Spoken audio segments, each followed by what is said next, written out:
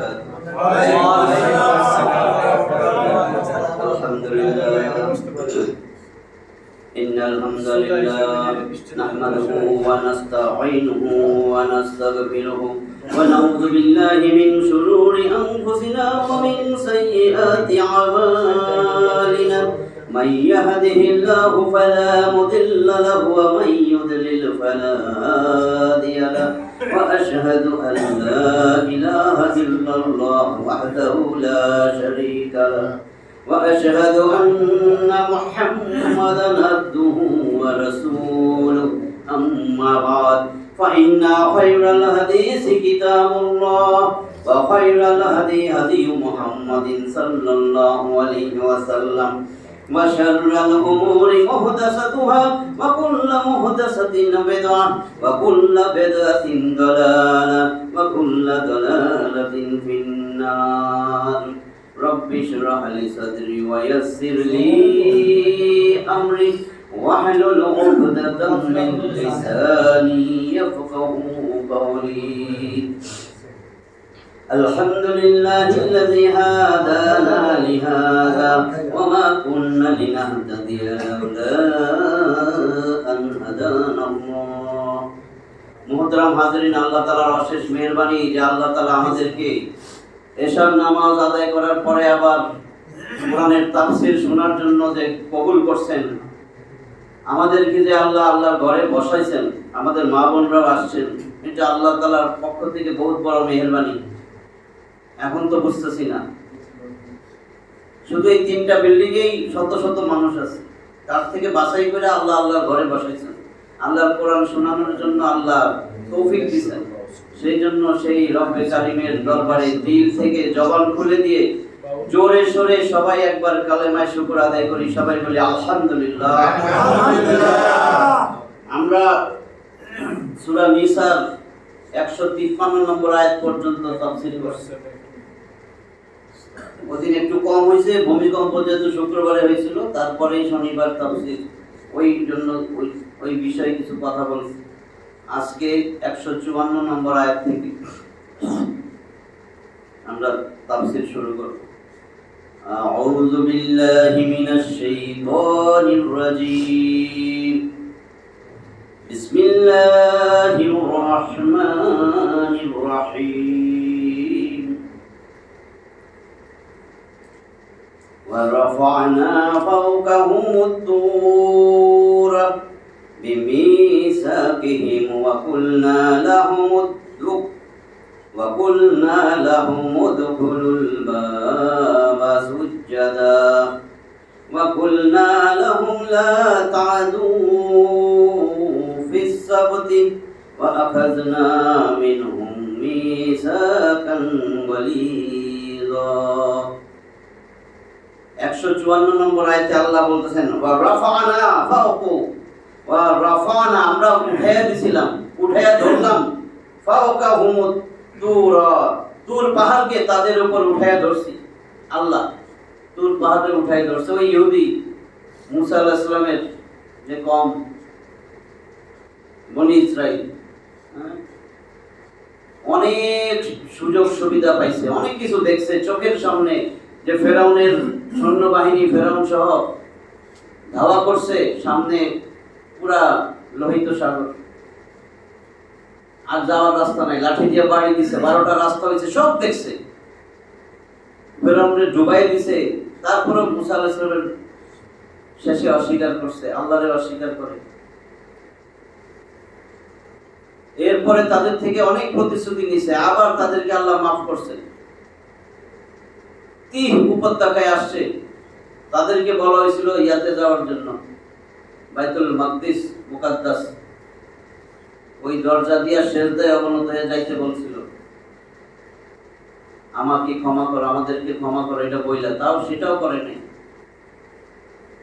মুসা আলাইহিস সালাম যখন তুর পাহাড়ে গেছেন, তার সাথে আরো কিছু 70 জনের মতন লোক গেছেন। সেইখানেও তারা সেখানে যাইয়া বলতেছিল যে আমরা আল্লাহরে দেখতে চাই, আল্লাহরে দেখবো, তারপরে ঈমান আনবো। তাদের উপরে বজ্রপাত হয়েছে, মারা গেছে, আবার আল্লাহ জীবিত করছে, আবার মাফও করছে। যতবার অঙ্গীকার করা এটা দেখে আবার গরুর বাছুর বানিয়ে গোবৎস নিয়ে পূজা করতেছে। কারণ ওই যখন যাইতেছিল তারা সাগর পার হইয়া, তখন দেখছে যে মূর্তি পূজা করতেছে। তারও শখ হয়েছে আমরা এর মাবুদ বানাইয়া পূজা করবো, এই গরুর বাচ্চা গোবৎস বানাইছি, এটার পূজা শুরু করছে। এগুলো তো সব জানেন, আমি এটা এই আয়াতটা বোঝার জন্য বললাম। এরপরে আল্লাহ ফুল পাহাড়ে ধরছে, এদের উপরে অঙ্গীকার নিছেন, এটাই বলছেন রাফা'না ফাওকাহুম তুর, মাফুল হয়েছে এই জন্য তুরা জবর। আমি উঠে ধরছি তুর পাহাড়, বিমিসাকিহিম তাদের অঙ্গীকারের জন্য, প্রতিশ্রুতির জন্য। ওয়াকুলনা আমরা বললাম, মানে আল্লাহকে আমি বললাম, লাহুমুদ খুলুল বাব উদখুলুল বাবা, তাদেরকে আমি বললাম প্রবেশ করো দরজা দিয়া, সুজ্জাদান নত শিরে। ওয়াকুলনা আমরা বলেছিলাম, লাহুম তাদেরকে, লা তা'দু ফিস সাবতি শনিবারের ব্যাপারে সীমা লঙ্ঘন করো না। এটাও তো জানেন মাছ ধরতে মানা করছিল শনিবার, সেটাও হয় নাই। ওয়া আখাযনা মিনহুম মিসাকান ওয়ালিযা, আমি নিয়েছিলাম তাদের থেকে সুদৃঢ় অঙ্গীকার, পুরো শপথ করে নিছে, প্রতিশ্রুতি নিছে। আর তাদের অঙ্গীকার নেওয়ার সময় তুর পর্বতকে তাদের উপর উঁচু করে ধরেছিলাম এবং তাদেরকে বলেছিলাম নত শিরে নগরের দ্বার দিয়া প্রবেশ করো, এবং তাদেরকে বলেছিলাম শনিবারে বিশ্রামের দিন মাছ ধরে সীমা লঙ্ঘন করো না, এবং তাদের নিকট থেকে দৃঢ় অঙ্গীকার নিয়েছিলাম। 155 নম্বর আয়াত থেকে, ফাবিমা তাকদিহিম মিসাকাহুম ওয়া কুফরিহিম বিআয়াতিল্লাহ ওয়া কাতলিহিমুল আমবিয়া বিগাইরি হক ওয়া কাউলিহিম কুলুবুনা গুলফুন বাল তাবাআল্লাহু আলাইহা বিকুফরিহিম ফালা ইউমিনুনা ইল্লা কালিলা।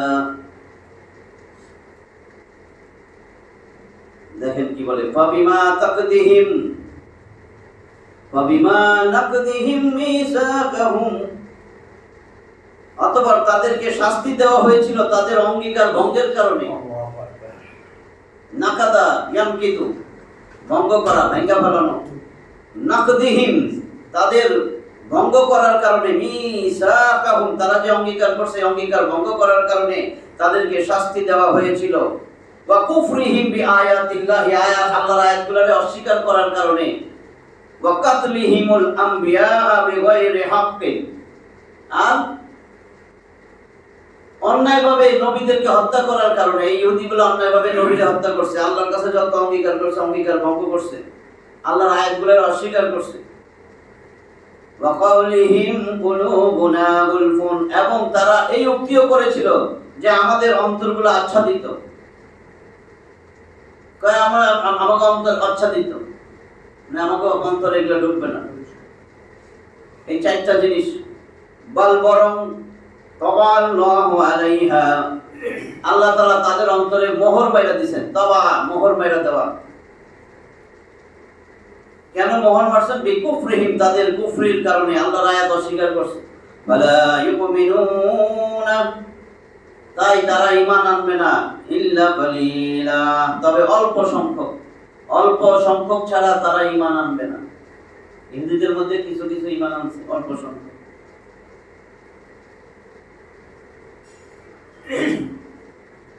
ওয়া বিকুফরিহিম ওয়া কাউলিহিম আলা মারইয়াম বুহতানান আযীমা, 156 নম্বর আয়াত। আরো কি করছে তারা? ওয়া বিকুফরিহিম তাদের কুফরির কারণে, ওয়া কাউলিহিম এবং তাদের এই উক্তির কারণে, আলা মারইয়াম বুহতানান আযীমা, আযীমা অনেক বড় অপবাদ দিছে মারইয়াম আলাইহিস সালাম রে। ঈসা আলাইহিস সালাম রে আল্লাহর বিশেষভাবে জন্ম, অলৌকিক, এটা বিশ্বাস করতো না। মারইয়াম আলাইহিস সালাম রে নিয়ে অপবাদ দিছে, বুঝছেন?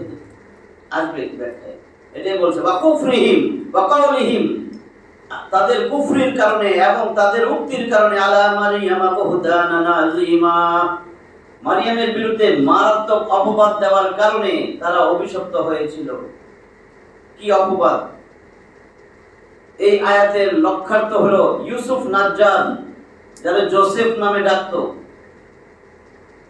জোসেফ নামক একজন লোকের সঙ্গে মারিয়াম আলাইহিস সালামের ব্যভিচারের যে মিথ্যা অপবাদ আরোপ করা হয়েছিল, আল্লাহ এই আয়াত দিয়ে তার খণ্ডন করছেন।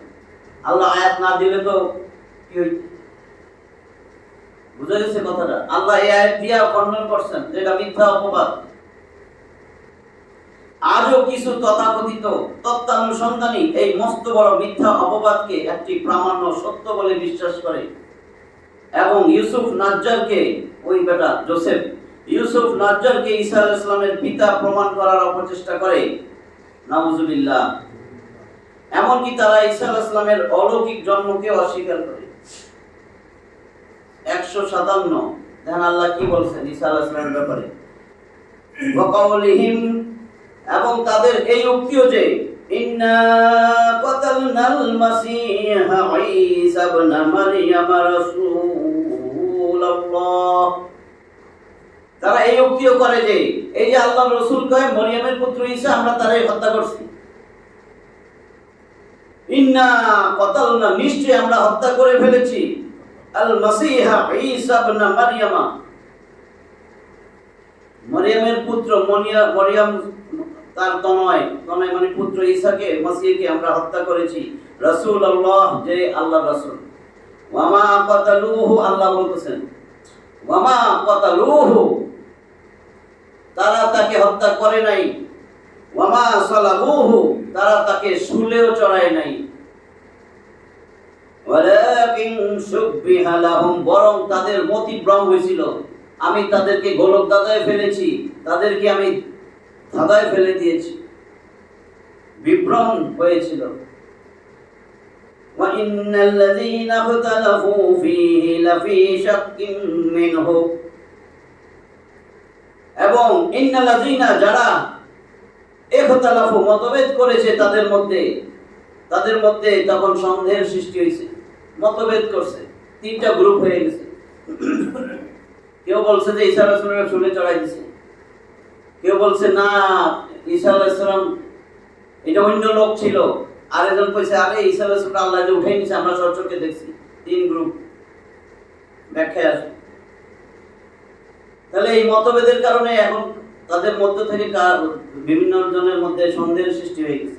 মা লাহুম বিহি মিন ইলমিন ইল্লা ইত্তিবাআজ যন্নি, এই ব্যাপারে তাদের আসলে কোনো জ্ঞানই ছিল না, অনুমানের উপরে অনুমানের অনুসরণ করতে লাগলো। ওয়ামা কাতালুহু ইয়াকিনা, আর এটা নিশ্চিত যে তারা তাকে হত্যা করে নাই। এই আয়াত থেকে প্রতীয়মান হয় যে ইহুদিরা ঈসা আলাইহিস সালামকে হত্যা করতে বা শুলে চড়াতে, ক্রুশবিদ্ধ করতে কোনটিতেও সফল হয়নি, যেমনটি তাদের উদ্দেশ্য, পরিকল্পনা ও অভিপ্রায় ছিল। যখন ঈসা আলাইহিস সালাম ইহুদিদের হত্যা করার চক্রান্তের কথা জানতে পারলেন, ঈসা আলাইহিস সালাম জানতে পারছে, তখন তার কোন জায়গায় আছে 12 জন, কোন জায়গায় 17 জন তার অনুসারী, এদেরকে নিয়ে ঈসা আলাইহিস সালাম দরবার বসাইছেন এবং বলছেন আমারে তো তারা হত্যা করতে চায়, তোমরা তোমাদের মধ্যে কেউ আমার জায়গায় যদি হও, আল্লাহ তোমাদের আমার মতো আকৃতি দিয়ে দিবেন। কে আছো যে আমার জন্য হত্যা হইতে চাও, আমার সাথে জান্নাতে থাকবা? এক যুবক রাজি হয়েছে। 3 বার বলছেন ঈসা আলাইহিস সালাম, 3 বারই ওই যুবক রাজি হয়ে গেছে। যখন ঈসা আলাইহিস সালাম ইহুদিদের হত্যা করার চক্রান্তের কথা জানতে পারলেন, তখন তার ভক্ত ও সহচর বৃন্দকে এক স্থানে সমবেত করলেন, যাদের সংখ্যা 12 অথবা 17 ছিল, এবং তাদেরকে বললেন, তোমাদের মধ্যে কে আমার স্থানে নিহত হইতে প্রস্তুত আছো, যাকে আল্লাহ তাআলা আমার মতো আকার আকৃতি দান করবেন? তাদের মধ্যে একজন যুবক প্রস্তুত হয়ে গেলেন। সুতরাং ঈসা আলাইহিস সালামকে আল্লাহর নির্দেশে আসমানে উঠিয়ে নেওয়া হলো। এরপর ইহুদিরা এসে ওই যুবককে নিয়ে গেল এবং ক্রুশবিদ্ধ করলো, যাকে মহান আল্লাহ ঈসা আলাইহিস সালামের মতন আকৃতি দান করেছিলেন। আর ইহুদিরা ধারণা করলো যে তারা ঈসাকেই ক্রুশবিদ্ধ করতে কৃতকার্য ও সক্ষম হয়েছে, অথচ তিনি ওই সময় সেখানে উপস্থিত ছিলেন না। বরং তাকে জীবিত অবস্থায় সশরীরে নিরাপদে আসমানে উঠিয়ে নেওয়া হয়েছে। ইবনে কাসির ফাথুল কাদির এই গ্রন্থে এটা আছে। ঈসা আলাইহিস সালামের মতো আকৃতি বিশিষ্ট লোকটিকে হত্যা করার পর ইহুদিদের মধ্যে মতবিরোধ সৃষ্টি হয়। এক দল বলে ঈসা আলাইহিস সালামকে হত্যা করা হয়েছে, অন্য এক দল বলে ক্রুশবিদ্ধ ব্যক্তি ঈসা নয় বরং এটা অন্য এক ব্যক্তি। এরা ঈসা আলাইহিস সালামকে হত্যা ও ক্রুশবিদ্ধ করার কথা অস্বীকার করে। আবার অন্য এক দল বলে তারা ঈসা আলাইহিস সালামকে আসমানে চড়তে স্বচক্ষে দেখেছে। কিছু মুফাসসির বলেন উক্ত মতভেদ থেকে উদ্দেশ্য হলো স্বয়ং নাসারাদের নাস্তরিয়া নামক একটা ফেরকা বলে যে ঈসা আলাইহিস সালামকে তার মানবিক দেহ হিসাবে ক্রুশবিদ্ধ করা হয়েছে, কিন্তু ঈশ্বর হিসাবে না। আবার মালকানিয়া নামক একটা ফেরকা বলে মানবিক ও ঐশ্বরিক উভয়ভাবেই তাকে হত্যা ও ক্রুশবিদ্ধ করা হয়েছে। ফাথুল কাদির। যাই হোক, তারা মতবিরোধ, সংশয় ও সন্দেহের শিকার। 158 নম্বর আয়াত, বাল রাফাহুল্লাহু ইলাইহি ওয়া কানা আল্লাহু আজিজান হাকীমা। বাল বরং রাফাহু, রাফা তিনি উঠাই নিছেন, হু তাকে, ইলাইহি তার কাছে, আল্লাহ তার কাছে উঠাই নিছেন। রাফাহুল্লাহু ইলাইহি আল্লাহ তার কাছে উঠাই নিছেন। ওয়া কানা আল্লাহু আজিজান হাকীমা আল্লাহ হচ্ছেন মহাপরাক্রমশালী, প্রজ্ঞাময়। এই আয়াত দ্বারা আল্লাহ সুস্পষ্ট করে দিয়েছেন যে আল্লাহ তাআলা নিজের অলৌকিক শক্তি দ্বারা ঈসা আলাইহিস সালামকে জীবিত অবস্থায় সশরীরে আসমানে তুলে নিয়েছেন। এটা বিশ্বাস না করলে ঈমান থাকবে? আল্লাহর আয়াত তো। আল্লাহ বলেন বাল বরং রাফাহুল্লাহু আল্লাহ তাকে উঠিয়ে নেন, ইলাইহি তার কাছে, তার দিকে। বহুদা সূত্রে বর্ণিত হাদিসে এই কথা প্রমাণিত আছে। এই সকল হাদিসের সমস্ত গ্রন্থ ছাড়াও বুখারী ও মুসলিমে বর্ণিত হয়েছে যে সব হাদিসে ঈসা আলাইহিস সালামকে আসমানে তুলে নেওয়া ছাড়াও পুনরায় প্রলয় দিবসের প্রাক্কালে পৃথিবীতে তার অবতরণ ও আরো বহু কথা তার ব্যাপারে উল্লেখ করা হয়েছে। ইমাম ইবনে কাসির রাহিমাহুল্লাহ এই সমস্ত হাদিসগুলিকে বর্ণনা করার পর শেষে লিখেছেন যে উল্লেখিত হাদিসগুলি রাসূল সাল্লাল্লাহু আলাইহি ওয়াসাল্লাম হতে বহুদা সূত্রে প্রমাণিত। এই হাদিসগুলির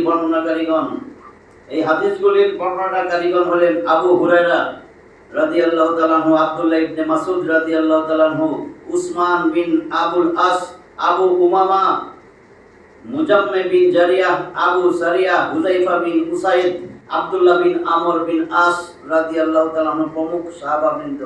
এই সমস্ত হাদিসে তিনি কোথায় ও কিভাবে অবতরণ করবেন তা উল্লেখ করা হয়েছে।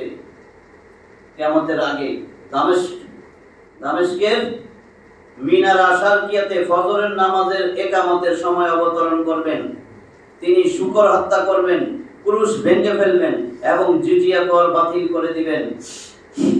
তার শাসনামলে পৃথিবীর সমস্ত মানুষ মুসলমান হয়ে যাবে। তিনি দাজ্জালকে হত্যা করবেন।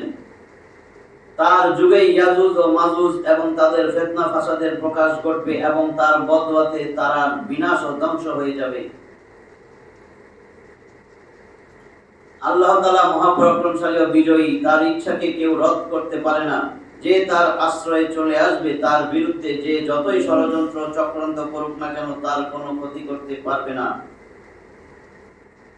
159 ওয়া ইমিন আহলিল কিতাবি ইল্লা লা ইউমিনান্না বিহি ক্বাবলা মাউতিহি ওয়া ইয়াউমাল কিয়ামাতি ইয়াকুনু আলাইহিম শাহীদা। বলছে ওয়া ইমিন আহলিল কিতাব, কিতাবীদের মধ্যে এমন কেউ নাই যে কিনা ইল্লা লা ইউমিনান্না বিহি ক্বাবলা মাউতিহি, যে তার মৃত্যুর পূর্বে তার প্রতি ঈমান আনবে না। ঈসা আলাইহিস সালাম মৃত্যুর পূর্বে ঈমান হয়ে ঈসা আলাইহিস সালাম যখন আসবে, ঈসা আলাইহিস সালামের মৃত্যুর পূর্বে সবাই ঈমান আনবে। ওই সময় আল্লাহ কবুল করবে না। ফেরাউনটা কবুল করছে, ঈমান আনছিল। যে তার মৃত্যুর পূর্বে তার প্রতি ঈমান আনবে না এমন কেউ থাকবে না। ওয়া ইয়াউমাল কিয়ামাতি ইয়াকুনু আলাইহিম শাহীদা, এবং কিয়ামতের দিনে সে তাদের বিরুদ্ধে সাক্ষী হবে। ঈসা আলাইহিস সালামই সাক্ষী হয়ে যাবে। হেরিতে মারতে শরীরে চড়াইতে গেছিল। কিয়ামতের পূর্বে ঈসা আলাইহিস সালাম যখন অবতরণ করবেন তখন সেই যুগের ইহুদি ও নাসারারা পুরো বিষয়টি উপলব্ধি করতে সক্ষম হবে এবং সকলেই মৃত্যুর মুহূর্তে তার প্রতি ঈমান আনবে, কিন্তু ফেরাউনের মতো তাদের ঈমান তখন কোনো কাজে আসবে না। আলোচ্য আয়াতে ক্বাবলা মাউতিহি এর মধ্যে এই যে হু সর্বনাম দমির সর্বনামটি থেকে কিছু মুফাসসিরগণের মতে খ্রিস্টানদেরকে বোঝানো হয়েছে। এমত অবস্থায় আয়াতের ব্যাখ্যা এই যে প্রত্যেক খ্রিস্টানই নিজ অন্তিম মুহূর্তে ঈসা আলাইহিস সালামের নবুয়তের সত্যতা উপলব্ধি করতে সক্ষম হবে এবং তার প্রতি ঈমান আনবে, কিন্তু সেই মুহূর্তে ঈমান তাদের আদৌ কোনো উপকারে আসবে না। দ্বিতীয় ব্যাখ্যা যা সালাফ ও বহু মুফাসসির কর্তৃক সমর্থিত তা হলো মাউতিহি তার মৃত্যু শব্দের সর্বনামে ঈসা আলাইহিস সালামের মৃত্যুর দিকে ইঙ্গিত করা হয়েছে। এমত অবস্থায় আয়াতের অর্থ হবে যখন তিনি দ্বিতীয়বার দুনিয়াতে অবতরণ করবেন এবং দাজ্জালকে হত্যা করার পর ইসলামের প্রচার ও প্রসারের কাজে মগ্ন হবেন এবং ইহুদি ও খ্রিস্টানদের মধ্যে যারা তার বিরুদ্ধচারণ করবে তাদেরকে নিধন ও নিশ্চিহ্ন করবেন, সর্বত্র ইসলামের একচ্ছত্র আধিপত্য কায়েম হবে। অবশিষ্ট আহলে কিতাবরা ঈসা আলাইহিস সালামের মৃত্যুর পূর্বেই তার প্রতি যথাযথ ঈমান আনবে। সহিহ হাদিস দ্বারা প্রমাণিত রাসূল সাল্লাল্লাহু আলাইহি ওয়াসাল্লাম বলেছেন, যার হাতে আমার জীবন আছে সেই সত্তার কসম, অবশ্যই এমন একদিন আসবে যেদিন তোমাদের মধ্যে ঈসা ইবনে মারিয়াম একজন ন্যায়পরায়ণ শাসক রূপে অবতরণ করবেন, ক্রুশ ভেঙে চুরমার করবেন, শুকর নিধন করবেন, জিজিয়া কর বাতিল করবেন, মাল সম্পদ এত বেশি হবে যে দান বা সাদাকা গ্রহণ করার মতন লোক থাকবে না। সেই সময় একটা সেজদা দুনিয়া ও তার মধ্যে যা কিছু আছে তার থেকে উত্তম হবে। এই হাদিস বর্ণনার পর আবু হুরায়রা রাদিয়াল্লাহু তাআলা বলেন, তোমরা ইচ্ছা করলে কুরআনুল কারীমের এই আয়াত পাঠ করতে পারো, ওয়া ইমিন আহলিল কিতাবি ইল্লা লা ইউমিনান্না বিহি ক্বাবলা মাউতিহি, অর্থাৎ আহলে কিতাবদের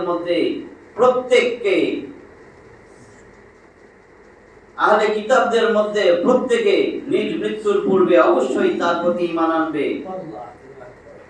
এই হাদিস এত অধিক সূত্রে বর্ণিত হয়েছে যে তার ফলে তা মুতাওয়াতির হাদিসের পর্যায়ভুক্ত।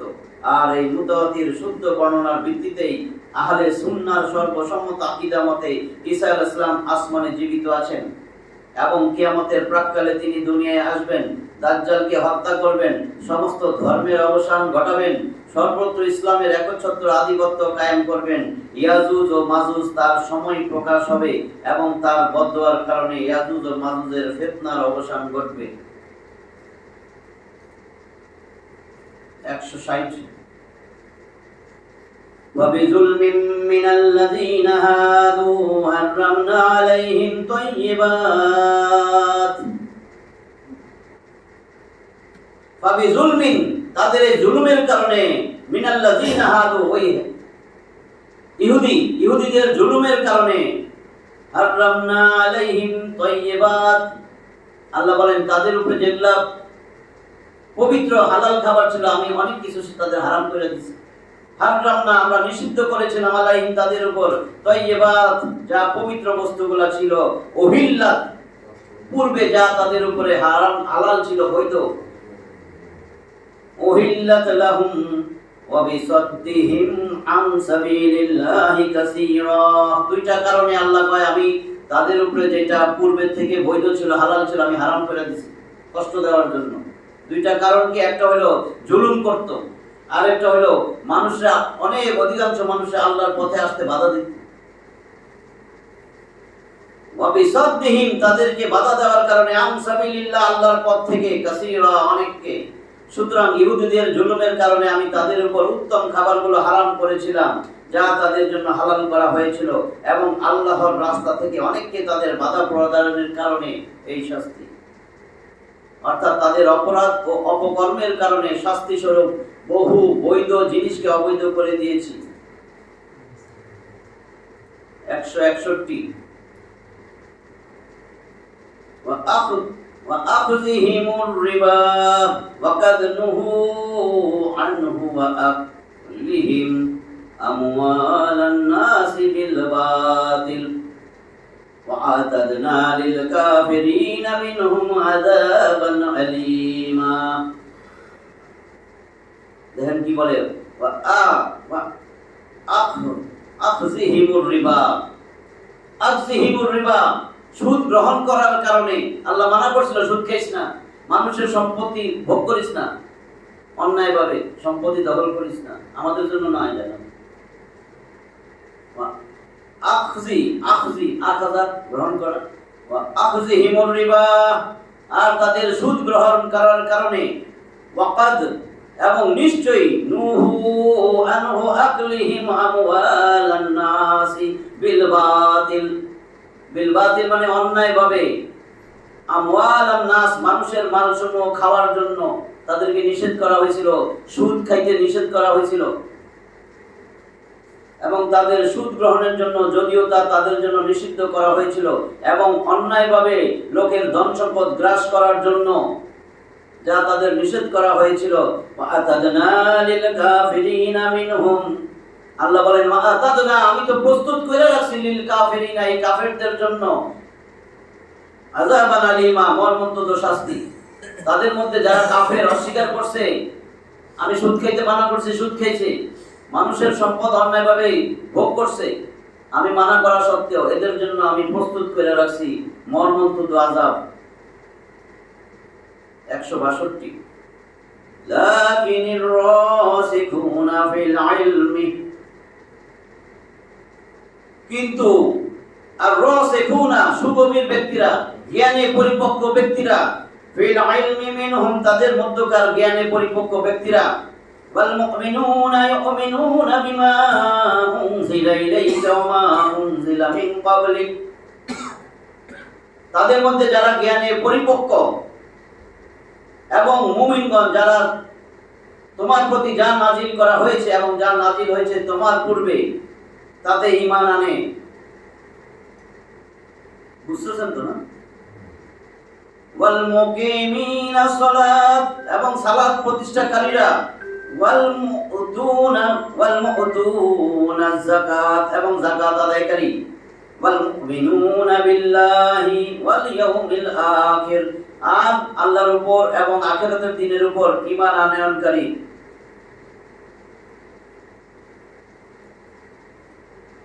এদেরকে আল্লাহ বলতেছেন উলাইকা সানুতিহিম আজরান আযীমা, এরাই তারা যাদেরকে অতি সত্বর আমি আজরান আযীমা, বিরাট পুরস্কার দিব। মানে জান্নাত তো দিবেই, জান্নাতে মেহমানদারি করবে, আবার আল্লাহ তাদের সাথে সাক্ষাৎ করবে, এটাকে বলে আজরান আযীমা। এটা মুসলিম শরীফে রাসূলের ব্যাখ্যা।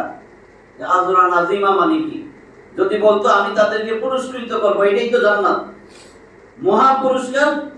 নুজুলাম মিন গফুরির রহিম, আমি তাদেরকে মেহমানদারি করব, আর আমি জান্নাতে তাদের সাথে সাক্ষাৎ করব। কইছে না জান্নাতে আল্লাহ সাক্ষাৎ দিবেন,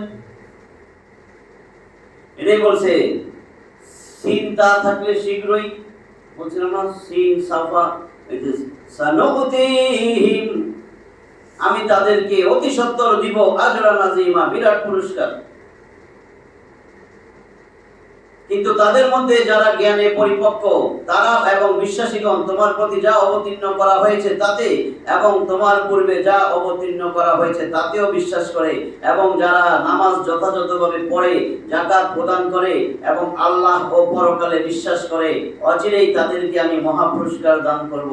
এ থেকে উদ্দেশ্য আব্দুল্লাহ বিন সালাম রাদিয়াল্লাহু তাআলা আনহু ও অন্যান্য সাহাবাবৃন্দ যারা সব ধর্ম বা ইহুদি ধর্ম ত্যাগ করে মুসলমান হয়ে গিয়েছিলেন, এ থেকে উদ্দেশ্য সেই ইমানদারগণ আহলে কিতাবগণের মধ্যে যারা মুসলমান হয়েছিলেন তাদের উদ্দেশ্যে এটা বলতেছে যে এই আয়াত, অথবা মুহাজির ও আনসারগণকে বোঝানো হয়েছে, অর্থাৎ যারা পূর্ণ ইসলামী জ্ঞান ও পূর্ণ ঈমানের অধিকারী তারা ওই সকল পাপ কর্ম থেকে বিরত থাকে যেগুলো আল্লাহ অপছন্দ করেন। এখানে বলছে কি, মানুষের মাল ভক্ষণ করতে না, সুদ খাইতে না। এ থেকে উদ্দেশ্য মালের যাকাত বা পবিত্রতা অথবা আত্মার পবিত্রতা, অর্থাৎ চরিত্র ও কর্মের পবিত্রতা, কিংবা মাল ও আত্মা উভয়ের যাকাত বা পবিত্রতা উদ্দেশ্য। অর্থাৎ যারা এই কথার উপর দৃঢ় প্রত্যয় রাখে যে আল্লাহ ছাড়া সত্য কোনো মাবুদ বা উপাস্য নেই এবং মৃত্যুর পর পুনর্জীবন ও কৃতকর্মের পুরস্কার ও শাস্তি আছে। 163 ইন্না আওহাইনা ইলাইক, নিশ্চয়ই আমরা আওহাইনা ইলাইক তোমার প্রতি ওহী পাঠাইছি, কামা আওহাইনা ইলা নূহ, যেমন ভাবে নূহের কাছে ওহী পাঠাইছি তোমার কাছে আমি ওহী পাঠাইছি, ওয়ান নাবিয়্যিনা মিন বাদিহি, নূহ আলাইহিস সালামের পরে যত নবী আসছে তাদের কাছে আমি যেমন ওহী পাঠাইছি তোমার কাছে ওহী পাঠাইছি, ওয়া আওহাইনা ইলা ইব্রাহিম ওয়া ইসমাঈল ওয়া ইসহাক ওয়া ইয়াকুব ওয়াল আসবাত ওয়া ঈসা ওয়া আইয়ুব ওয়া ইউনুস ওয়া হারুন ওয়া সুলাইমান ওয়া আতাইনা দাউদা জাবুরা। কতগুলো নবীর নাম কইছে। আল্লাহ রাসূলে বলে নিশ্চয়ই আমি তোমার নিকট ওহী পাঠাইছি যেমন ওহী পাঠিয়েছি নূহ এবং তার পরবর্তী নবীগণের নিকট, এবং আমি ওহী পাঠিয়েছি ইব্রাহিম, ইসমাইল, ইসহাক, ইয়াকুব তার বংশধরগণ, ঈসা, আইয়ুব, ইউনুস, হারুন ও সুলাইমানের নিকট, এবং দাউদকে প্রদান করেছি জাবুর। ইবনে আব্বাস রাদিয়াল্লাহু তাআলা আনহু বর্ণিত হয়েছে যে কিছু মানুষ মনে করে যে, এটা কেন আয়াত দিয়েছেন আল্লাহ, কিছু মানুষ মনে করে মুসা আলাইহিস সালামের পর আল্লাহ আর কোন মানুষের উপর ওহী বা প্রত্যাদেশ অবতীর্ণ করেননি। এগুলো মিথ্যা কথা। কিছু মানুষ মনে করে মুসা আলাইহিস সালামের পরে আর কারো কাছে ওহী আসেনি, এমনকি তারা মুহাম্মদুর রাসূলুল্লাহ সাল্লাল্লাহু আলাইহি ওয়াসাল্লামের প্রতি ওহী বা প্রত্যাদেশকে অস্বীকার করে।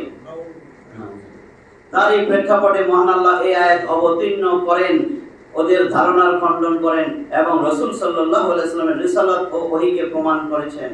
তাফসীর ইবনে কাসির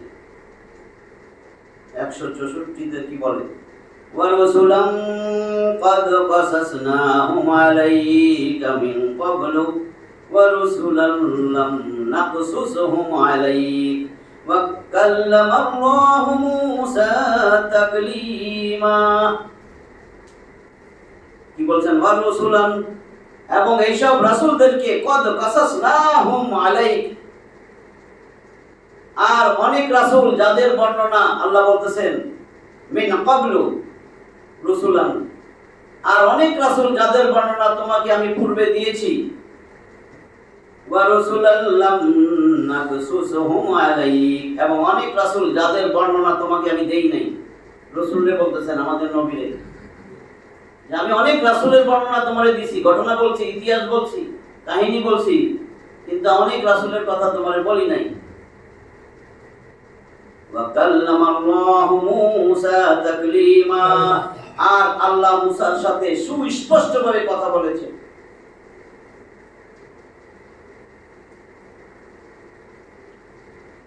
যে সকল নবী ও রাসূলের নাম ও ঘটনাবলী কোরআনে উল্লেখ হয়নি তাদের সংখ্যা কত এই ব্যাপারে আল্লাহই ভালো জানেন। তবে একটা হাদিস পাওয়া যায় যেটা আম জনতার নিকট খুব প্রসিদ্ধ। তাদের নবী ও রাসূলের সংখ্যা 1,24,000 এবং অন্য এক হাদিসে 8,000 উল্লেখ আছে। কিন্তু এই হাদিসগুলি অত্যন্ত দুর্বল, অথচ কোরআন ও সহিহ হাদিস থেকে শুধু এতটুকু বোঝা যায় যে বিভিন্ন সময় বিভিন্ন পরিস্থিতির মোকাবেলায় যুগে যুগে মহান আল্লাহ নবী ও রাসূলকে সুসংবাদদাতা ও ভীতি প্রদর্শনকারী রূপে প্রেরণ করেছেন। অতঃপর নবুয়তের সেই ধারাবাহিকতা শেষ হয় মুহাম্মদ সাল্লাল্লাহু আলাইহি ওয়াসাল্লামের মাধ্যমে। কিন্তু শেষ নবী সাল্লাল্লাহু আলাইহি ওয়াসাল্লামের পূর্বে নবী ও রাসূলের সংখ্যা কত এর সঠিক উত্তর আল্লাহ ছাড়া কেউ জানে না। পক্ষান্তরে শেষ নবী সাল্লাল্লাহু আলাইহি ওয়াসাল্লামের পরে যত নবুয়তের দাবি করেছে বা করবে তারা সকলেই দাজ্জাল ও মিথ্যুক, আর তাদের মিথ্যা নবুয়তের অনুসারীগণ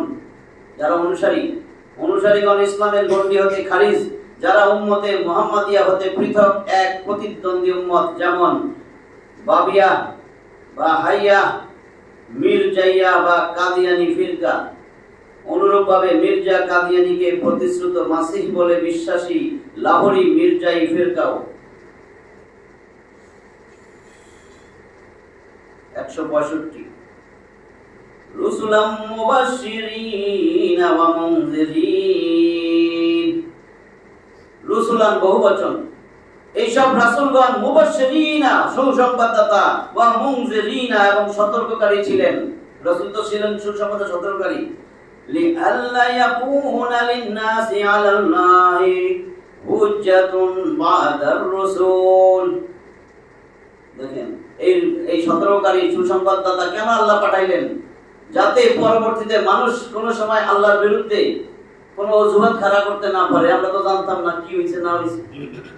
লিআল্লাহ যেন না ইয়াকুনা লিন-নাসি আলাল্লাহি, আল্লাহর বিরুদ্ধে লোকদের জন্য না থাকে হুজ্জাতুন, কোন দলিল, কোন অজুহাত, কোন যুক্তি বাদার রাসূল, রাসূলগণের আগমনের পরে।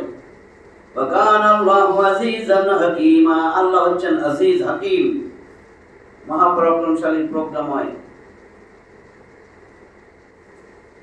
নবুয়ত অথবা সুসংবাদ দান ও ভীতি প্রদর্শনের ধারাকে এই জন্যই অব্যাহত রেখেছেন, যাতে শেষ বিচারের দিনে কেউ এই ওজর পেশ করতে না পারে যে আমাদের নিকট তোমার কোনো বার্তা পৌঁছে নাই। যেমন অন্যত্র আল্লাহ তাআলা বলেন, যদি আমি ওদেরকে তার পূর্বে শাস্তি দ্বারা ধ্বংস করতাম, তাহলে ওরা বলতো, হে আমাদের প্রতিপালক, তুমি আমাদের নিকট একজন রাসূল প্রেরণ করলে না কেন? করলে আমরা লাঞ্ছিত অপমানিত হওয়ার পূর্বেই তোমার নিদর্শন মেনে নিতাম। আসবে সূরা তাওবার 134 নম্বর আয়াত। 166 লাকিনিল্লাহু ইয়াশহাদু বিমা আনজালা ইলাইকা আনজালাহু বিইলমি ওয়াল মালাইকাতু ইয়াশহাদুন ওয়া কাফা বিল্লাহি শাহীদা। লাকিনিল্লাহু, আল্লাহ কিন্তু, ইয়াশহাদু, সাক্ষ্য দিচ্ছেন, বিমা আনজালা ইলাইক, ওই বিষয় যা তোমার প্রতি নাজিল করা হয়েছে, আল্লাহই সাক্ষী দিতেছেন। আনজালাহু বিইলমিহি, তা তিনি তার নিজের জ্ঞানে নাজিল করছেন। আল্লাহ আল্লাহর জ্ঞান দিয়া কোরআনটা পাঠাইছেন। ওয়াল মালাইকাতু ইয়াশহাদুন, ফেরেশতারাও সাক্ষ্য দিচ্ছে। ওয়া কাফা বিল্লাহি শাহীদা, আর সাক্ষীদাতা হিসেবে তো আল্লাহই যথেষ্ট। 167 ছোট ছোট আয়াত। ইন্নাল্লাযীনা কাফারু ওয়া সাদ্দু আন সাবিলিল্লাহ, নিশ্চয় যারা কাফার ও কুফরি করে, ওয়া সাদ্দু আন সাবিলিল্লাহ, আল্লাহর পথে বাধা সৃষ্টি করে, কদ দাল্লু দালালাম বাঈদা, নিশ্চয় কদ দাল্লু দালালাম বাঈদা, তারা অবশ্যই চূড়ান্তভাবে পথভ্রষ্ট হয়েছে। যারা আল্লাহর পথে বাধা দেয় আর কুফরি করে, অস্বীকার করে, আল্লাহর আয়াত শুনে হাসে, ফিরে আসে না, আল্লাহর আয়াত কইলেও ফিরত আসে না। 168 আছে 176টা আয়াত, আমরা আর একটা তাফসীরে শেষ হয়ে যাবে। 168 তে কি বলেন? ইন্নাল্লাযীনা কাফারু ওয়া যালামু লাম ইয়াকুনিল্লাহু লিয়াগফিরা লাহুম ওয়ালা লিয়াহদিয়াহুম তরিকা। ইন্নাল্লাযীনা কাফারু, নিশ্চয় যারা কুফরি করেছে, আল্লাহর আয়াত অস্বীকার করতেছে, ওয়া যালামু, জুলুম করেছে, লাম ইয়াকুনিল্লাহু লিয়াগফিরা লাহুম, আল্লাহ তাদেরকে ক্ষমা করবেন না, ওয়ালা লিয়াহদিয়াহুম তরিকা, এবং তাদেরকে কোনো পথ দেখাবেন না। কেননা অব্যাহতভাবে কুফরি ও জুলুমে লিপ্ত থাকার কারণে তারা তাদের অন্তরগুলিকে কালো করে নিয়েছে, যার কারণে হেদায়েতের আলো বা ক্ষমা কোনটি তাদের জন্য আশা করা যায় না। আর বিরাস না, এত বুঝাইলেও আয় না, মানে এমন জালেমের সাথে ঢুকছে, জুলুমবাজি করতে করতে হেবিল্লাহ কাল হয়ে গেছে, কথা বুঝতে। কিন্তু কি এইখানে ইহুদির দিকে নিয়ে না, আমাদের জন্য তো এই আয়াতগুলা কিয়ামত পর্যন্ত সব মানুষের জন্য। তুমি জুলুমবাজ ছিনো না, কে জালেম ছিনো না, তুমি জালেমের লগে কোরআনের বিপক্ষে, ইসলামের বিপক্ষে তাদের ছিনো না, তুমি তো তাদের সাথে আছো। 169 ইল্লা তরিকা জাহান্নাম খালিদিনা ফিহা আবাদা ওয়া কানা যালিকা আলাল্লাহি ইয়াসীর। ওই যে কইছে এদেরকে আল্লাহ কোনো পথ দেখাবেন না, এদের জন্য একটা পথ, ইল্লা, তবে, তরিকা জাহান্নাম খালিদিনা ফিহা, এদের জন্য একটা রাস্তা আছে, জাহান্নামের রাস্তা, সেখানে তারা চিরদিন থাকবে জাহান্নামে। ওয়া কানা যালিকা আলাল্লাহি ইয়াসীর, আল্লাহর জন্য এটা খুবই সহজ। এগুলো জাহান্নামে যাওয়া আল্লাহর জন্য কঠিন। জাহান্নামের পথ ছাড়া এদের আর কিছুই নাই, সেখানে তারা চিরস্থায়ী হবে, আর এটা তো আল্লাহর পক্ষে সহজ। 170 এটার পরে একটা, ওই যে প্রতিদিন যে রাখছি, এখন একটা সাহাবীর কথা বলবো। 170 পর্যন্ত থাক আছে। ইয়া আইয়ুহান নাস, হে মানুষ, কদ জাআকুমুর রাসূলু বিল হক মির রাব্বিকুম, তোমাদের রবের পক্ষ থেকে জাআকুম, তোমাদের কাছে আসছে, রাসূলু বিল হক, সত্য সহকারে রাসূল। হে মানুষ, অবশ্যই তোমাদের নিকট সত্য সহ একজন রাসূল আসছে তোমাদের রবের পক্ষ থেকে, মির রাব্বিকুম ফাআমিনু, অতএব তোমরা ঈমান আনো, খায়রুল লাকুম, এটাই তোমাদের জন্য কল্যাণকর, উত্তম। ওয়া ইন তাকফুরু, আর যদি তোমরা অস্বীকার করো, ফা ইন্না লিল্লাহি মা ফিস সামাওয়াতি ওয়াল আরদ, তবে নিশ্চয়ই জানিয়ে রাখো আসমান জমিন আর এর মধ্যে যা আছে সব আল্লাহর জন্য।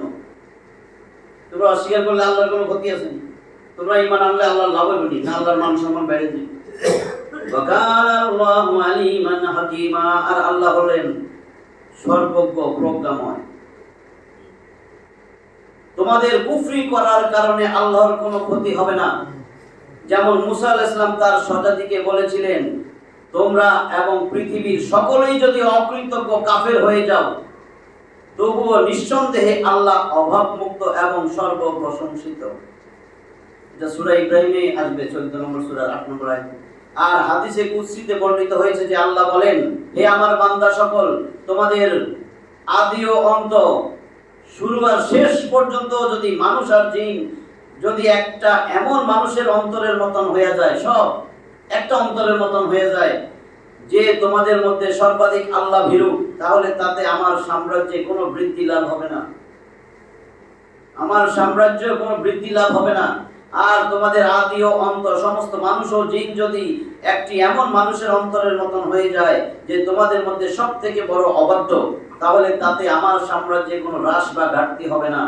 হে আমার বান্দা সকল, তোমরা সকলেই যদি একটি ময়দানে একত্রিত হয়ে সম্মিলিতভাবে আমার নিকট চাও, একসাথে সম্মিলিত চাও আমার কাছে, এবং প্রত্যেক মানুষকে যদি তার কামনা মোতাবেক দান করি, তাহলে তা আমার ভান্ডার ওই পরিমাণ হ্রাস পাবে, একটি সূচ সাগরে ডুবানোর পর তার ডগায় লেগে যে পরিমাণ সাগরের পানি হ্রাস পায়।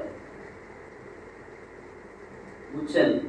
একসাথে যদি সবাই জিন মানুষ একসাথে একটা ময়দানে উপস্থিত হয়ে আল্লাহর কাছে চায়, আর আল্লাহ যদি সবাই যেমনে চাইছে সেইভাবে দিতে থাকে, এখানে তো লেখছে সূচ ঢুকাইলে সূচের আগে যে পানি উঠে সাগরের যে পরিমাণ পানি হ্রাস পায়, আল্লাহ সেটাও হ্রাস পাবে না।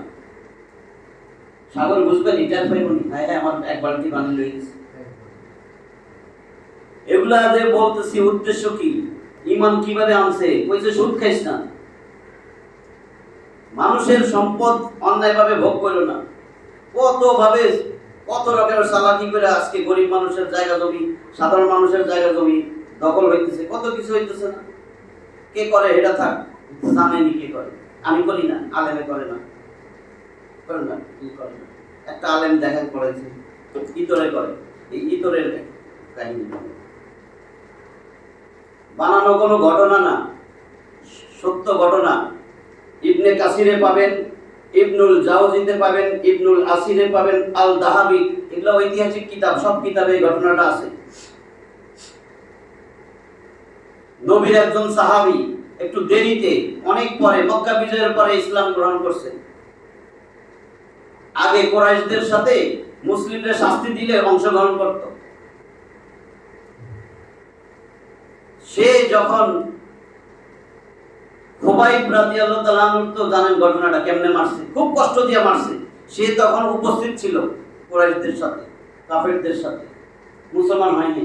ওই সময় যখন তার মৃত্যু দেখছে, কিভাবে শাস্তি দিয়ে তারে মারা হইল, তখন সে ওই ঘটনা, এরপরে সে মুসলিম হয়, ওই ঘটনা মনে হলে সে অজ্ঞান হয়ে যায়। এই সাহাবীর নাম সাইদ ইবনে আমের আল জুমাহির।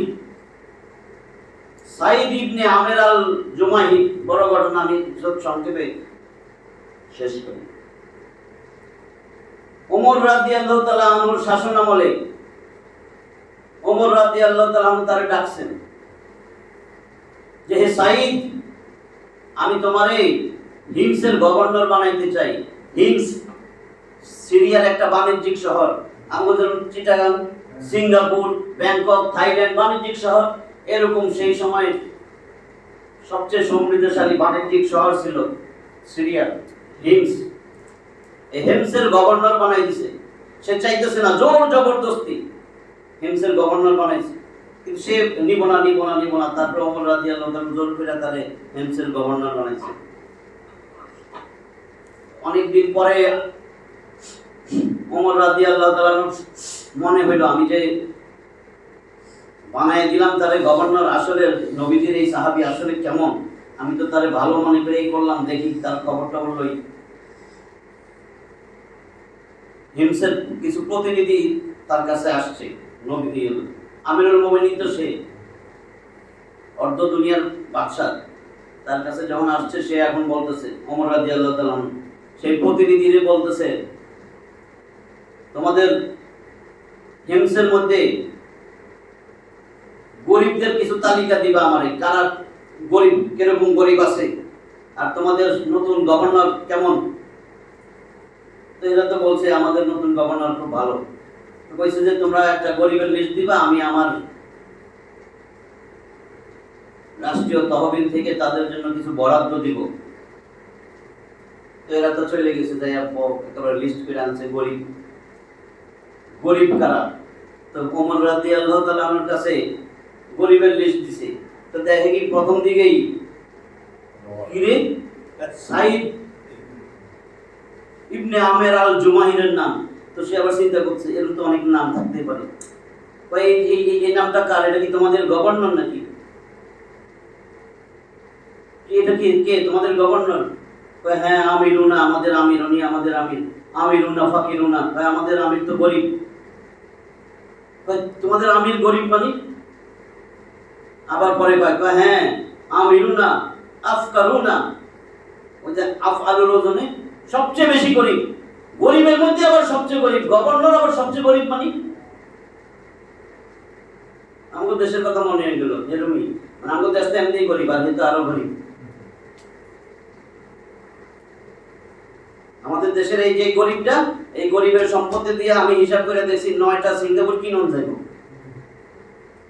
সিঙ্গাপুরের সব সম্পত্তি সহ, সিঙ্গাপুর দেশটা না পুরো, ওখানে যারা রাজা বাদশা আছে তার ঘর বাড়ির সম্পত্তি, এমনি বিদেশে যায় প্রথম 10 জনের মধ্যে নাম ওঠে না, বুঝছেন না? আমি চোরের কথা বলতেছি না, একেবারে দিনদার ইমানদারের কথা বলতেছি। এই গরিবের লিস্ট দেখে সে তো মনে মনে খুশি, কষ্ট পাইলেও কিরে আমার সিলেকশন তো অনেক কাজে লাগছে, আমার সিলেকশন তো ভুল হয় নাই। সে এত গরিব, খুশি হয়ে সে 1000 স্বর্ণ মুদ্রা নিছে, নিয়ে একটা পোটলার মধ্যে ঢুকাইছে। আগে তো থলির মধ্যে দেখেন না, এরকম ধরতো, থলির মধ্যে দিয়ে একটা কাগজে চিঠি লেখা দিছে, হে গভর্নর সাইদ, আমার সালাম, আর তোমার কাছে আমি আমার হাদিয়া পাঠাইলাম, এটা গ্রহণ করো। তো এই প্রতিনিধি 1000 স্বর্ণ মুদ্রা এটা নিয়ে গেছে, নিয়ে প্রতিনিধি না, এটা তো গরিবের লিস্ট দিয়ে গেছে।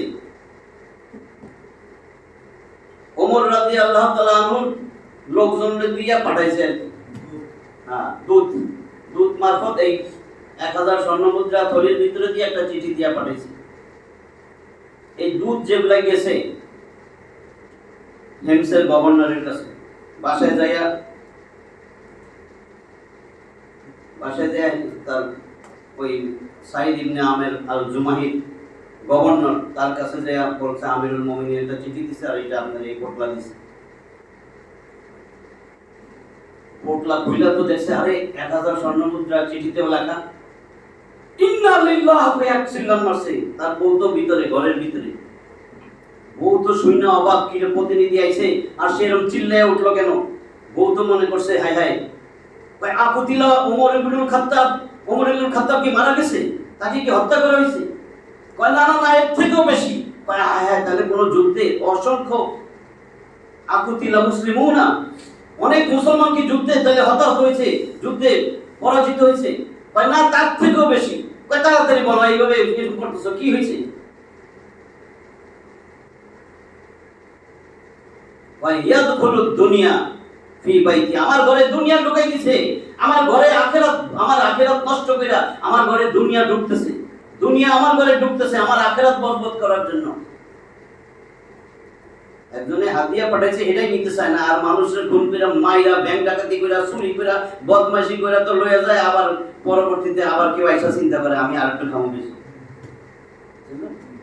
প্রতিযোগিতা তো এটাই আমাদের দেশে। কি প্রতিযোগিতা? দেশের উন্নতি, দেশের উন্নতি না। আমি কি বুঝাইতেছি এটা বুঝেন।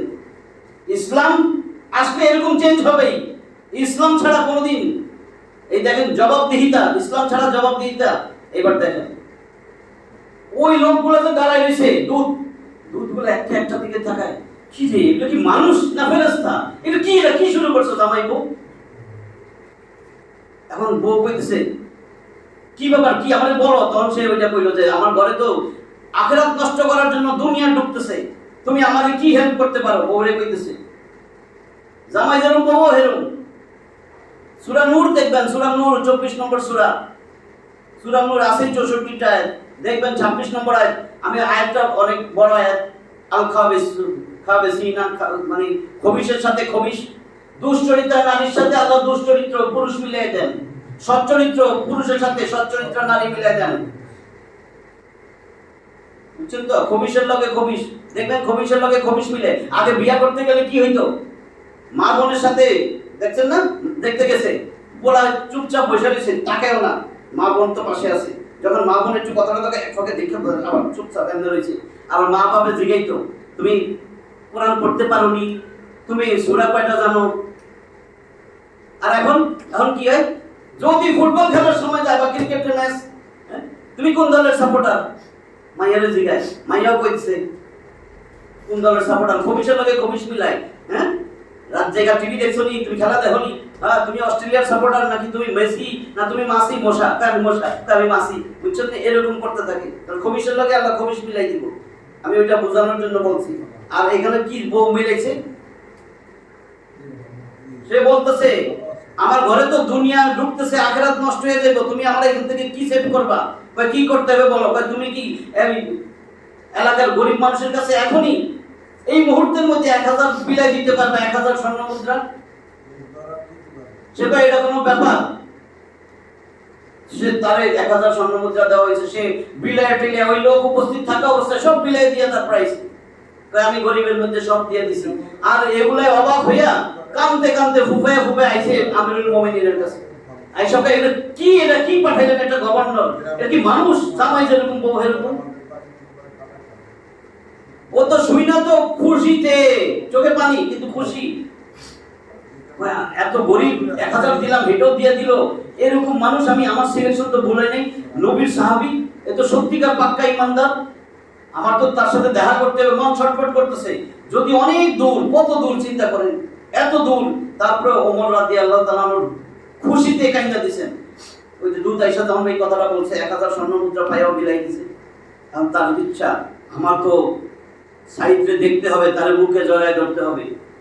যখন আমিরুল মুমিনিন ঢুকতেছে সিরিয়ায়, অর্ধ দুনিয়ার বাদশা, রাস্তাঘাট ভরে গেছে জনাকীর্ণ, মানুষ তো পাগল হয়ে যাবে। অর্ধ দুনিয়ার বাদশা আইতেছে আমিরুল মুমিনিন, একেবারে এমন লোকজনের ভিড়। ওমর রাদিয়াল্লাহু দেখা অবাক, যায় হাই কি করব, এত মানুষ। তার মধ্যে একটা কিউরিওসিটি জাগ্রত হয়েছে, দেখি তো মানুষ আমি না খুশি।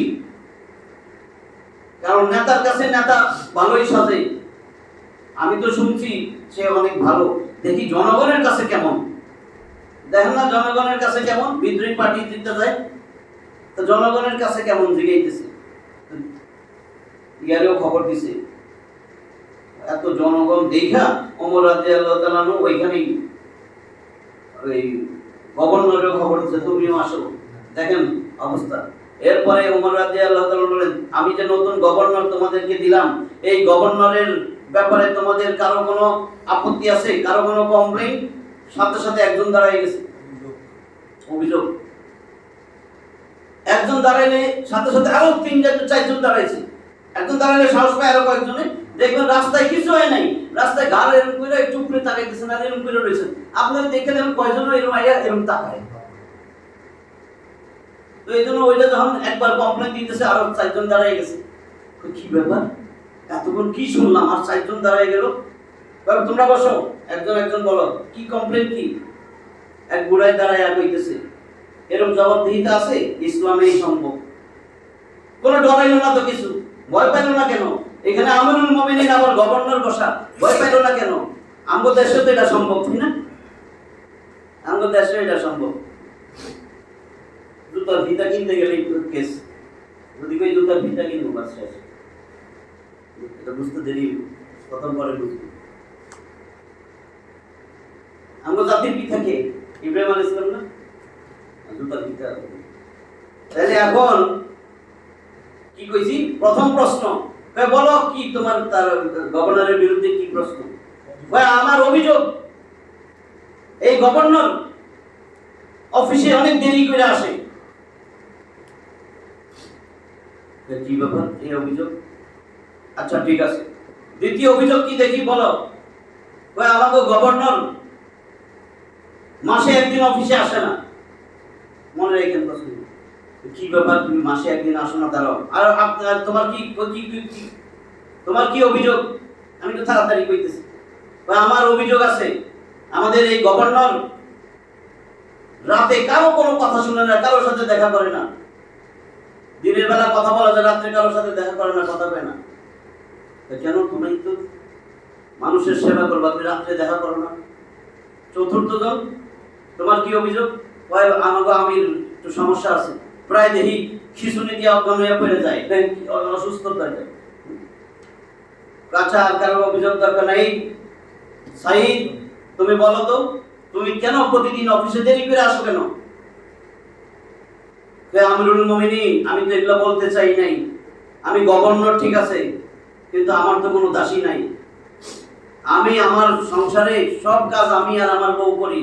অফিসে আসার আগে নিজে আটা মতি, আটা গোলাই, রুটি বানাই, ওয়াইফ বানায়, আমি সেকি তাওয়ার মধ্যে, এরপরে ছেলে মেয়েরে খাওয়াই, নিজে খাই। এই জন্য এরকম করতে করতে আমার দেরি হয়ে যায়। এই জন্য অফিসে আমি একটু দেরি হয় আসতে। তো উমর রাদিয়াল্লাহু চিন্তা করছে, একটা গভর্নর দাসী নাই, খুশি হইতেছে সে। যদিও কমপ্লেইন দিছে, ওরাও তো শুনতেছে এখন, কি রে আমাকেও কাজের লোক আছে, হেড দাসী নাই। ওই সব তো দাসী কিন্তু আমাকেও আছে, হেড তো নাই, দেখি গভর্নরের নাই। আচ্ছা, দ্বিতীয় প্রশ্নের উত্তর দাও। দ্বিতীয় অভিযোগ কি ছিল? দ্বিতীয় অভিযোগ, আমার মাসে আমাকে গভর্নর মাসে একদিন আসে না। কি ব্যাপার সাইদ, তুমি মাসে একদিন আসো না কেন? আমিরুল মুমিনিন, আমার একটাই পোশাক, এই যে গায়ে দেখতেছেন, এইটাই আমার পোশাক। না ধুইয়া কিভাবে এক মাস পার করা যায়? নিজের শরীর থেকে গন্ধ আসে, এই কাপড়টা থেকে গন্ধ আসে। আমার যারা আমার সাথে কথা বলতে আসে তাদের তো সেটা, তাদের কাছে তো খারাপ লাগবে। মাসে একদিন আমি এটা ধুয়ে দেই, তো ধুইয়া যখন দেই এটা শুকাইতে তো সময় লাগে, তো দিন পার হয়ে যায়। এই জন্য মাসে একদিন আমি আসি না। গভর্নরের একটা পোশাক। আচ্ছা ঠিক আছে, তৃতীয় অভিযোগ, তুমি রাত্রে দেখা করো না কেন? জনগণের কথা শোনো না, দিনের বেলায় শোনো, রাত্রে। আমিরুল মুমিনিন, আমি এই কথাটা বলতে চাই না, এটা একান্তই আমার ব্যক্তিগত, কিন্তু এখন আপনি জনগণের সামনে জিজ্ঞাসা করতেছেন, আমি তো বলতে বাধ্য। আমি আমার জীবনটারে দুই ভাগ করছি। দিনের বেলা আমি আল্লাহর বান্দাদের জন্য রাখছি, রাতটা শুধু আমি আমার মালিকের জন্য দিয়ে দিছি। দিনের বেলা যে কাজ করে সেটাও তো সে দিন ইসলাম পালন করেই করতেছে, ওইটা তো দিনের কাজ, কিন্তু সে ওইটাকে দিয়েছে পুরো আল্লাহর জন্য। আচ্ছা, 4 নম্বর অভিযোগ, তোমার কি হয়েছে? তুমি এরকম খিচুনি দিয়া বলে অজ্ঞান হয়ে যাও একটা দিন, প্রায় সময় তুমি অজ্ঞান হয়ে যাও। আমিরুল মুমিনিন, আমি কাফের ছিলাম, আমি তো দেরিতে ইসলাম গ্রহণ করছি মক্কা বিজয়ের পরে। আমি তো অনেক কাফেরের সাথে মুসলিমদেরকে কষ্ট দিছি। আমার সবচেয়ে বেশি কষ্ট, আমি যখন খুবাইব তারে হত্যা করা হয়, আমি সাহায্য করি নাই কাফেরদের, কিন্তু আমি তাদের সাথে উপস্থিত ছিলাম। আমি স্বচক্ষে তাদের হত্যা হইতে দেখছি, এত করুণ ভাবে তারা হত্যা করছে। এই দৃশ্য যখন আমার চোখে ভাসে আমি অজ্ঞান হয়ে যাই, তখন আমি অজ্ঞান হয়ে যাই। আমিরুল মুমিনিন বলে, আমি তোমাদেরকে একটা মানুষের মতন মানুষ উপহার দিতে পারছি, এটাই আমার সবচেয়ে আনন্দের বিষয়। তোমাদের এই গভর্নর এত বড় ইমানদার, এত খাঁটি, তোমরা এই গভর্নর পাইয়া তো তোমরা আল্লাহর রহমতে সুখী আছো। এই লোকগুলাই ফুফায় ফুফায় কামতেছে, আমরুল মুমিনিন কামতেছে যে কি কমপ্লেন দিলাম, কেন এই গভর্নরের বিরুদ্ধে আমরা অভিযোগ দিলাম, আমরা তো না জানি না বলছি। এই জবাবদিহিতা ইসলাম ছাড়া কোনোভাবেই সম্ভব না। ইসলামেই শান্তি, আল্লাহ বলছেন, আমি কইনি। যদি সত্যিকার অর্থে ইসলাম আসে আমাদের দেশেও শান্তি হবে, নালে ওই বেজি আর অজগর সাপলেই থাকুন লাগে। বেজি আর অজগর সাপ, অজগর লিখবেন ইংলিশে আর বেজি লিখবেন ইংলিশে, দেখবেন কি সুন্দর মিলে, অজগর আর বেজি। আল্লাহ আমাদেরকে বোঝার তৌফিক দান করুন। আমিন। ওয়া আখিরু দাওয়ানা আলহামদুলিল্লাহি রাব্বিল আলামিন।